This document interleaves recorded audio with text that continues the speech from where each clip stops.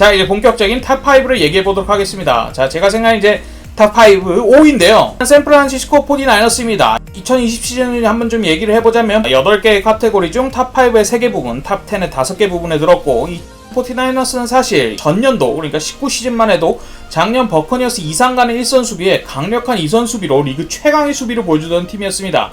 20시즌에 이런 팀의 가장 강한 힘이던 1선 수비 라인 중에 에이스 드포레스트 버크너를 콜트로 보내고 젊은 에이스 닉 보사 그리고 또 다른 에이스 디포드를 부상으로 잃으면서 진짜 과장을 조금 보태면 진짜 팀 수비 전력의 한 8화를 잃었다고 해도 뭐 크게 과언이 아닌, 크게 실언이 아닌 상태였는데요.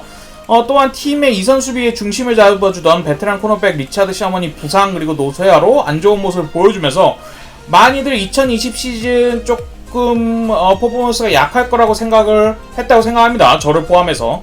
하지만 그럼에도 수치적으로 강한 스탯을 좀 기록한 걸 보여주고서 저도 좀 놀랐는데요. 그 중심에는 바로 49ers의 코치, 수비 코치인 로버트 살라가 있었습니다. 17년부터 감독 카일 셰넌에 따라 들어온 로버트 살라는 약 2년 만에 팀을 정상급 수비로 끌어올렸고, 핵심 선수들이 부상으로 빠지거나 노쇠한 상황에서도 뭐 여러 부분, 여러 카테고리에서 탑5 혹은 탑10 안에 드는 수비를 만들어냈습니다. 그 중에서도 선수진의 가장 빛나는 별은 2020 시즌 미들 라인베커인 프레드 워너입니다. 18년도 3라운드 픽인 프레드 워너는 2020 시즌 압도적인 활약으로 올프로 프로볼에 모두 뽑혔는데요. 팬들은 팀 내 레전드 선배이자 팀을 슈퍼볼로 이끈 동포지션의 패트리어 윌리스급 활약과 성장을 기대하지 않을까 싶네요. 사실 스탯 성적만 놓고 보면 워싱턴과 비슷하지만 제 생각에 워싱턴 풋볼팀보다 좀 한 수 위로 놓는 이유는 바로 49ers의 디비전이 훨씬 힘들기 때문이죠. 좀 참고로 말씀드리자면 49ers에 속한 NFC 웨스트 디비전은 2020년 기준 어느 디비전과 비교해도 정말 매우 강한 디비전으로 이 디비전 속에서 핵심 선수들의 부상 속에서 이렇게 상위권의 스탯을 기록하는데 굉장히 큰 점수를 줬습니다. 자, 그러면 일단 2021 시즌에 좀 있었던 변화나 이번 오프 시즌에 있었던 변화에 대해 좀 얘기를 하고 좀 뭐 예측을 한번 해보도록 하죠. 일단 팀에 좀 누수가 있었어요. 2020 시즌 팀 내 색 1위이자 에이스 엣지 러셔이던 닉 보사의 빈자리를 메워주던 캐리 하이더를 CFX로 보냈고, 다른 수비 1선 수비수이자 좀 준수한 백업 혹은 주전 역할을 해주던 솔로몬 토머스도 다른 팀에 내줬죠. 2선 수비수 쪽에서는 베테랑이던 팀의 중심을 잡아주던 리처드 셔먼을 노세화와 이런 여러 이유로 도와주었고, 마찬가지로 주전이랑 백업 역할을 하던 위더스푼도 보냈습니다.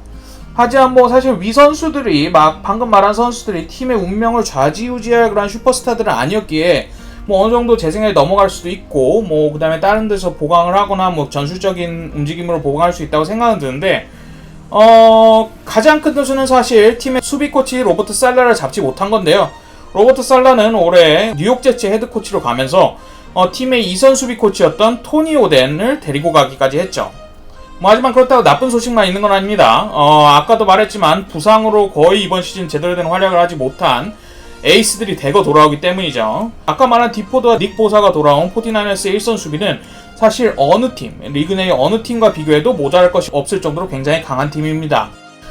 이와 더불어 프레드 워너를, 아까 말한 미들 라인베커 프레드 워너를 리그 정상급 라인베커로 성장시킨 팀 내 라인베커 코치 디미코 라이언스를 수비 코치로 승격시키면서 어느 정도 팀 전술이라든가 정체성의 연속성도 좀 가져가게 되었다고 생각합니다. 그래서 21 시즌 49ers의 수비는 여전히 탑5 안에 들 수도 있을 만큼 아주 강한 실력과 성적이 예상이 되네요.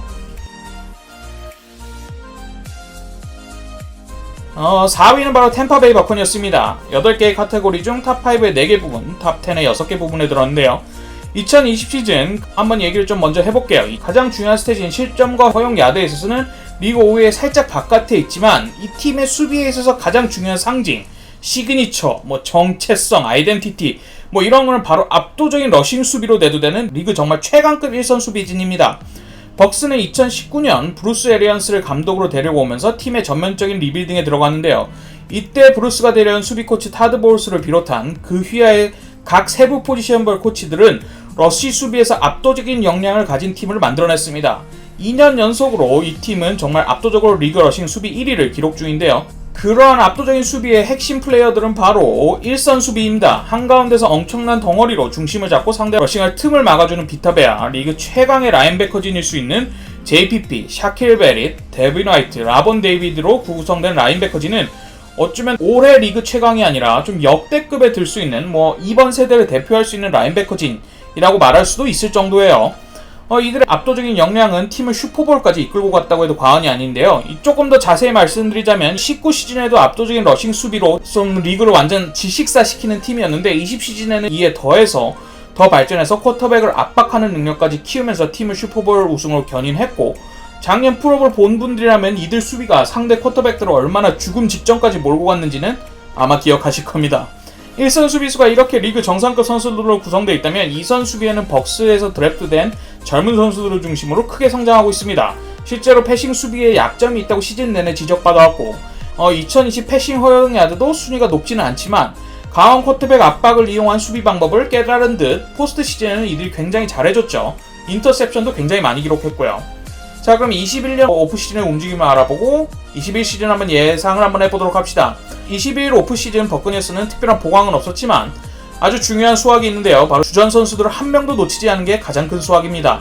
수비 주전 선수 중에서도 30대 선수는 단 3명으로 선수들 대부분이 자신의 전성기라는 게 이 팀의 수비가 어쩌면 리그 최강을 몇 년 동안 노릴 수 있을 만한 팀이다라는 생각이 들게끔까지 하는데요.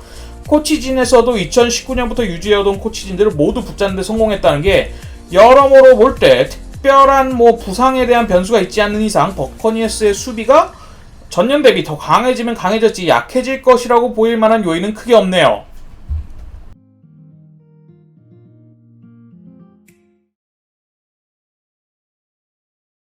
봐주셔서 감사합니다.